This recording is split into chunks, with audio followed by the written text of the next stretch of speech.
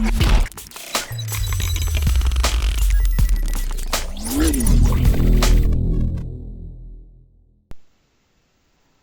guys, it's Lex. I finally got around to doing this pixel tutorial that a few of you have been asking for. So here's the first one that I made that you all seem to really enjoy, and today I'll just be going over this.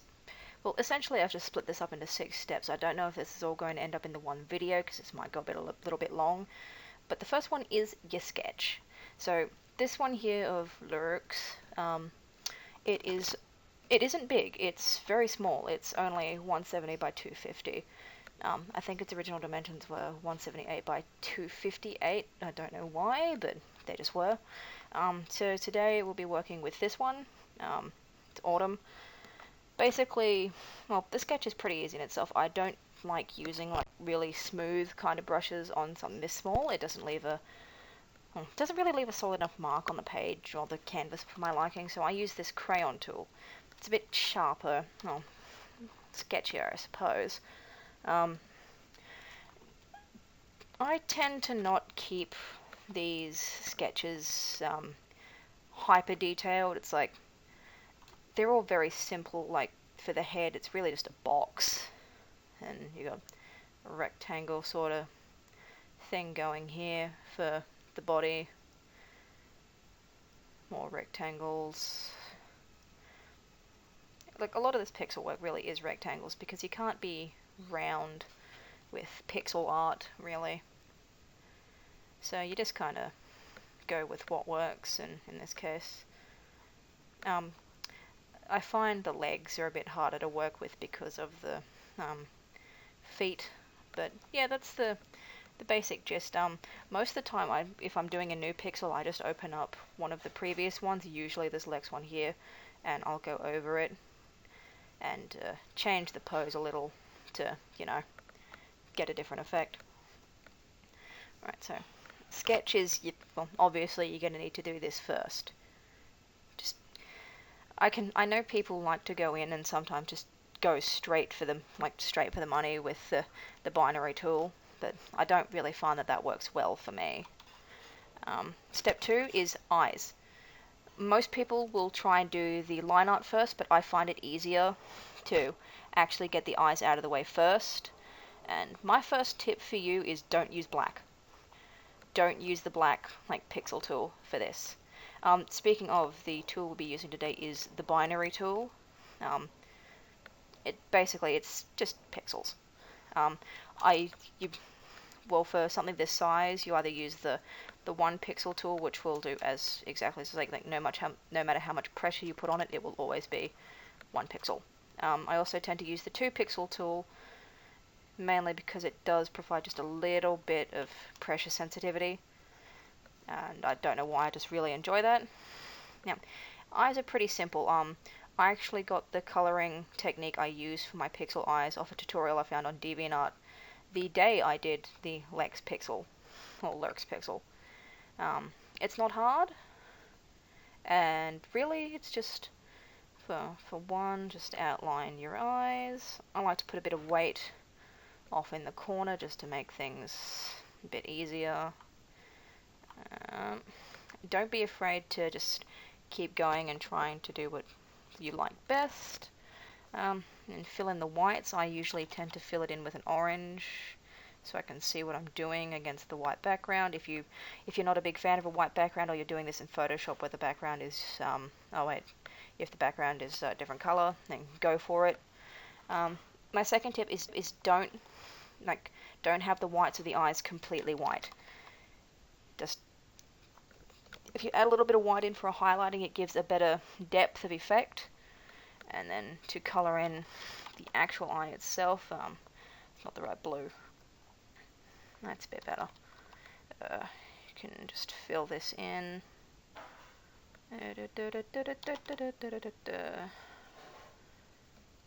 Sorry if you hear the clanking, that's my dad doing the dishes. An easier way to do this is with the color difference selection tool. Don't forget to turn anti-aliasing off, because then it just selects like a hard surface. So now you've got that. I just tend to preserve the opacity so it's just locked, which means that you won't be drawing over anything. And I darken it a bit, and back down to 2, and for this one just go over and fill that top part in. Of course, you don't have to be following this one, guys. If you like a way to shade pixel eyes better than this one, then that is absolutely a-okay. I like to leave like this little space here. That's not what I meant to do. Why are you turning black? Oh, right, that's why. Yeah, I just like to leave this little gap of bubble of sorts there for a bit of a highlight.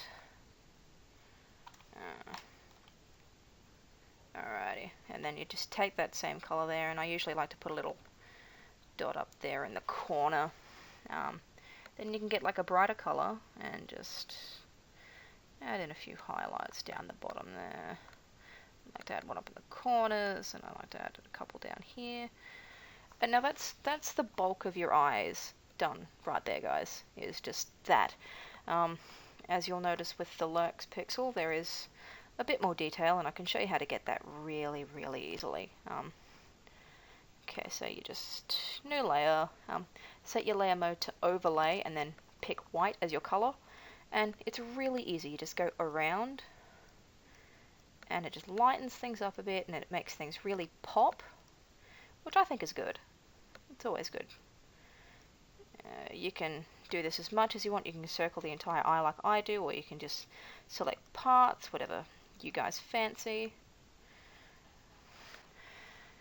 And see, I think that was really nice. I might put a little bit in here because it's autumn and she's meant to be really pretty and stuff. Just merge that down and add another layer, and I just like to put in, no, let's go there and there.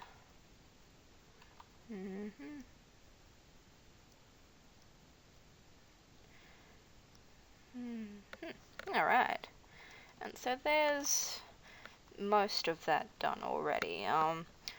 Yeah, for the outline of the eyes, I did pick green to begin with, but I'm not sure how I'm feeling about it. Let's go with that blue color there. Alright, so that's the eyes done. Just name that off, and the eyes will most likely be sitting on your top layer at all times. Alrighty, so that's eyes done. Next is the lines. So this is where it starts getting fun. Basically, I do color the lines at the end of the drawing, but for now, it's just turn down the opacity of that and line away. So as I said, I like to use the 2 pixel wide line, and when it comes to lining areas like this, don't worry if the eye overlaps, because you can easily fix that. And as I said, don't be afraid to use Control-Z. There's nothing wrong with it. You just keep going. There's really not much else to say here, so I'll speed this up so you guys don't have to watch me sit here and line constantly for the next 40 minutes.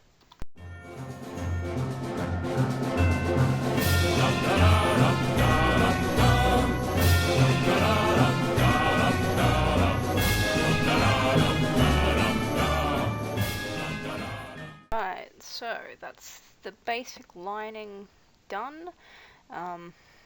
Yeah, not really much to it.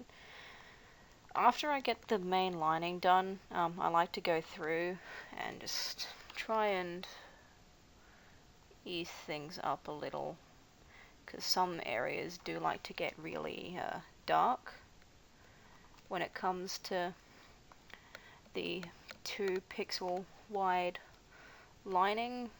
Sometimes I have to delete a pixel, add a few pixels in. Really all depends on your personal preference. It's like this little bump here, get rid of that. Thickness here, get rid of that. that. That'll do, that'll do. Alright, anywhere else? Yes, there. It's like really this part is all up to personal preference. It's like if you like the thicker lines, then by all means keep them. I just like to make things look a bit cleaner. That poking out there doesn't look right, so just plonk another pixel in there. And yeah, that's lines done. Alright, next step, color. Now, a lot of people find coloring a pixel hard. Hold on a moment, let me just bring up Autumn's reference. Oh boy, I don't actually know where Autumn's reference is. Let me just pop in here for a moment. La-di-da-da. Been a long time since I've actually drawn Autumn. Sorry if you can hear that whirring in the background, that's just my computer. Ooh, this is an old picture. Let's just bring up a new canvas so I can plonk this down. All good. Right. So the easiest way I find to do this is to get the base color down first and worry about the markings afterwards. So you just, again with your color difference and working layer, see, now this is where you have to look around and see where you've gone wrong. And I can see my mistake immediately. That's the one downside to doing the eyes first, but I don't know what it is. I just prefer having the eyes there. It's like a small sense of accomplishment, like, yes, this bit's done, it's fine. Alright, let's try that again. Yep. Just don't forget to be a bit picky about all those little 1 pixel squares that'll occasionally show up when you do your filling. And perfect.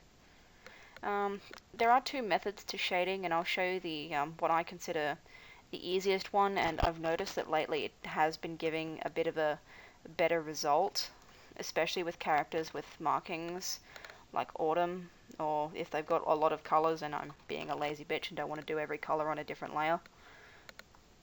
I'll just fill it all in on the one layer and go from there. So for her horn, alright, it's been a long time since I've drawn Autumn in an anthro form, so I don't really have an outfit for her, so we'll do something simple. Blue shirt, grey jeans, pretty stock outfit, but it works. Alright, so there's the base colours done. Now, as most of you'll know, Autumn has markings. So just what I do is I put a new layer up, do a clipping mask, and I just quietly go through and apply all of those here. If you're confident enough, you can use the bigger pixel widths. The one that'll be interesting is her eye markings. Well, eye marking, I should say. Let's bring that a bit closer so I can see what I'm doing. Alright.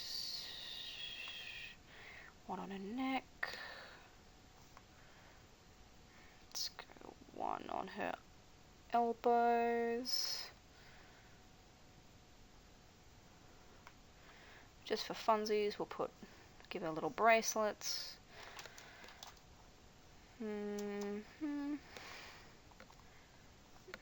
Just add a little of a bit there. Now, sometimes if you've got like a lot of color like this, I just like to isolate off certain areas, like her tail. I'll just plonk in the colors and then stripe 1, stripe 2, stripe 3, and our tail turns here, so there'll be another stripe there. And that's pretty much her markings done. And then you just merge that down and it's just the one layer. And then after this